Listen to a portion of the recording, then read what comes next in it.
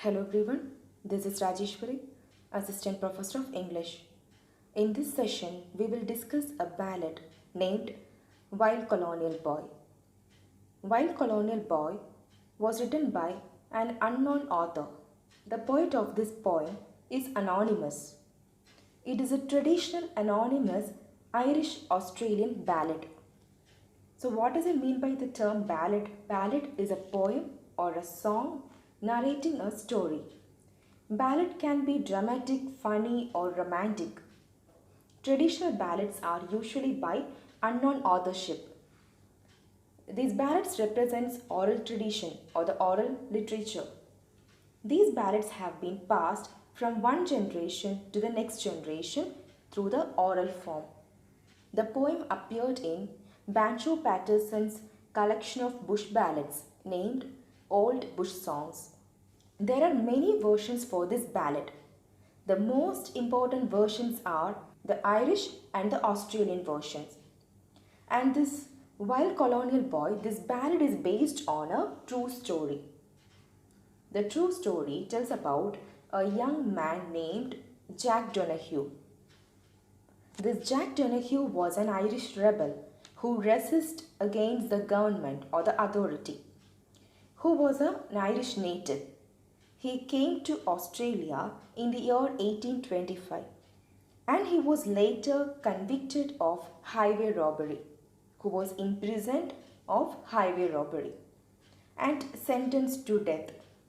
But he escaped and fought against the wealthy for more than 2 years. Later, he was attacked by a police group and shot dead.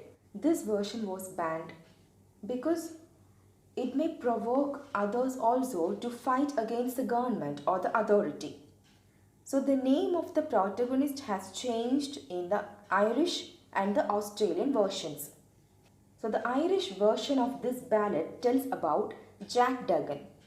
This Jack Duggan was a young immigrant who was an Irish native and who came to Australia, who left his native town called Castlemaine in Ireland. Then he moved to Australia in the early 19th century, who was an Irish rebel, who became a convict, then a bushranger, because he had a habit of helping the poor people by robbing the rich. So he robbed the rich or the wealthy to help the poor people. So that is how he became a convict. And then he escaped from the prison. Then he became a bushranger or an outlaw. Outlaw means an escaped criminal living in the bushes or an uninhabited land. Finally, this bushranger was shot by a police. So this is about the Irish version of this ballad. There will be a slight changes in the Australian version. As I already told you, the name must be changed in the Australian version as Jack Doolan. And apart from this protagonist name, there will be a slight changes in the Australian version of this ballad. Let's see the poem. It is of a wild colonial boy. Jack Doolan was his name. Of poor but honest parents, he was born in Castlemaine. He was his father's only hope, his mother's only joy, and dearly did his parents love the wild colonial boy. So the ballad tells about a wild colonial boy. The name of this wild colonial boy is Jack Doolan. He was from a poor family, but his parents are honest, and he was born in Castlemaine. The place Castlemaine in this Australian version refers to the Australian town in Victoria, but in the Irish version this Castlemaine was the town in Ireland. So this is a small difference between the Irish and the Australian version of this ballad.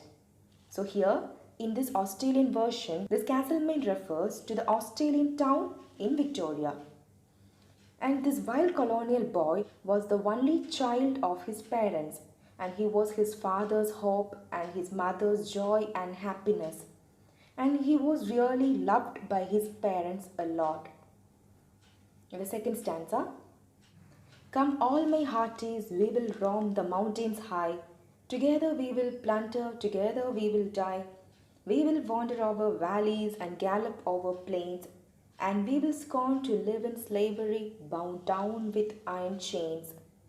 This stanza asks the people to explore the life till the end of their last breath. Just wander over the valleys or roam over the valleys and gallop or race over the lowland as we contempt to live the life of slavery and we are forced to be in the iron chains. So, from this stanza, it is really clear that a wild colonial boy has led the life of a slavery and he was also a victim of this slavery. So, he was forced to be in the iron chains. The third stanza. He was scarcely 16 years of age when he left his father's home, and through Australia's sunny clime a bushranger did roam. He robbed those wealthy squatters, their stock he did destroy, and a terror to Australia was the wild colonial boy. When he left his father's home, Jack Doolan was only 16 years of age, and he roamed or wandered through the landscape of Australia as a bushranger. Our Jack Doolan reminds the character of Robin Hood. Like our Robin Hood, Jack Doolan also robbed the rich and he fed the poor people. He robbed the rich to help the poor people. So that's how a wild colonial boy, this Jack Doolan, has become a terror to Australia. In 61, this daring youth commenced his wild career. With a heart that knew no danger, no foeman did he fear. He stuck up the Beechworth mail coach and robbed Judge McEvoy, who trembled and gave up his gold to the wild colonial boy. In the year of 1861, he started his career of robbing the rich and helping the poor people. Jack Doolan did not fear anyone who had a heart with no fear, no danger. He did not even afraid of his enemies. Beechworth is a historical town in Australia. So one day at Beechworth, Jack Doolan has robbed a judge named McEvoy, who trembled and gave up his gold to the wild colonial boy. This Judge McEvoy has become afraid of our wild colonial boy. He has become afraid of this Jack Doolan and who has abandoned his gold to this wild colonial boy. He bade the judge good morning and told him to beware, and that would never rob a hearty chap that acted on the square, and never to rob a mother of her son and only joy, or else you may turn outlaw like the wild colonial boy. Here, Jack Doolan has explained to the Judge McEvoy that he never robbed any good heart, he never robbed any good person, but he has robbed only the wealthy people, those who are doing illegal business. He never robbed the happiness or the joy of any mother or the poor people. One day, as he was riding the mountain side along, listening to the little birds, their pleasant laughing song, 3 mounted troopers rode along, Kelly, Davis and Fitzroy. They thought that they would capture him, the wild colonial boy. So one day, when Jack Doolan was riding along the mountain side, while listening to the beautiful, pleasant songs of the birds, there he came across 3 mounted troopers. Mounted troopers are policemen. So he came across 3 policemen named Kelly, Davis and Fitzroy. Those policemen thought that they were assured that they would capture Jack Doolan. Surrender now, Jack Doolan. You see, there is 3 to 1. Surrender now, Jack Doolan, you daring highwayman. He drew a pistol from his belt and shook the little toy. I will fight, but not surrender. said the wild colonial boy. Those policemen commanded or ordered Jack Doolan to surrender, and they reminded Jack Doolan that they are three but he is only one, so no need to fight against the three. Those policemen addressed Jack Doolan as a highwayman. Highwayman means bushranger or an outlaw, which means an escaped criminal living in the bushes or an uninhabited place. So, those policemen addressed or called our Jack Doolan as highwayman. But our Jack Doolan has taken his pistol from his belt and aimed at the policeman. Then Jack Doolan replied to the policeman that he will fight but not surrender. Here in the particular stanza, it is really clear that how he fought against, how he strived to fight against the authority.